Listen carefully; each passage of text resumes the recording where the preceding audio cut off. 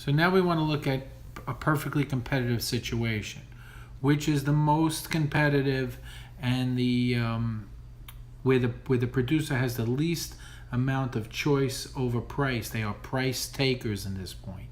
And to understand it, you have to look at a classic supply and demand curve. So this would be like corn or the price of wheat, where the market sets the price and each product is basically not undifferentiatable.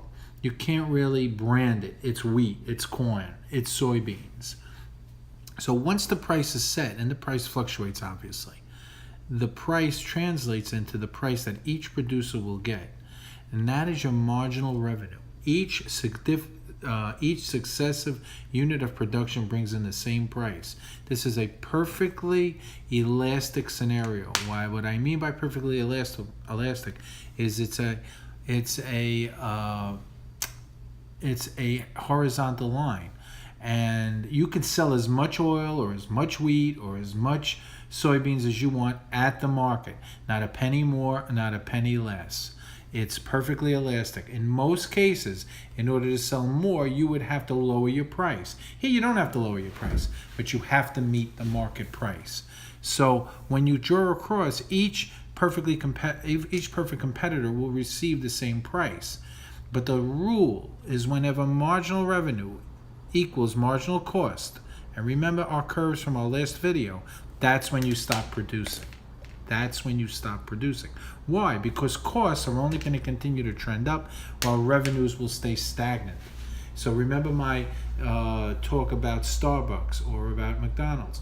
Even once I reach a point where I've saturated the market, adding more capital, adding more machines, adding more employees will not increase my revenue. It will just drive my costs up. So that's the point where the perfect competitor will stop producing. So wherever marginal revenue equals marginal cost in all market models, that's when we stop producing. That's page 174. So you should read these pages carefully, 174 and 175. And this is part one of this dissertation. And then if you look, there's also a very helpful, a little cheat sheet on the calculation of profit. But here is where the proverbial rubber hits the road. The supply curve for the perfect competitor is a function of price. So anywhere where price is, that's going to be your marginal revenue curve. As marginal costs drive up, you can only justify staying in business if your revenues, your price is higher than your costs. So as price moves down, for instance, as the price of oil or the price of agriculture moves up and down, you will either shut down below cost or you will stay in business above average total cost. So think about the oil business.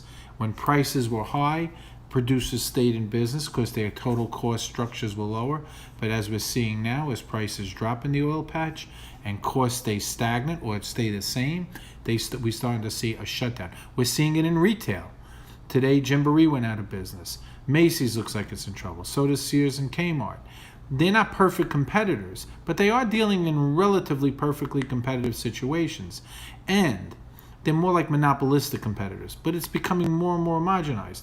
So as their cost structures go up or their revenue model drives down, they will shut down. Now, one thing you should note about a perfectly competitive situation: the producer will continue to produce up until the point when marginal cost equals marginal revenue, even if they're losing money. Then they'll shut down. Why is that? Because if you have a business that's failing, but you put money into it, let's say a pizzeria that isn't doing well, that you're losing money on, but you've already set up the ovens and set the place up and paid rent, you might as well keep producing to knock down the cost of fixed expenses until the point where you're not making any money and you've locked yourself into a basic loss. At least you could work off your fixed expenses. Think about these things as you look at cost structures. So the perfect competitor will produce until marginal cost equals marginal revenue. Marginal revenue will be a function of the supply-demand model in the markets. and competitors will produce up until the point MC equals MR, then they will stop producing. At least, even if they're locked into a loss because prices have gone down. Like, think about an oil well.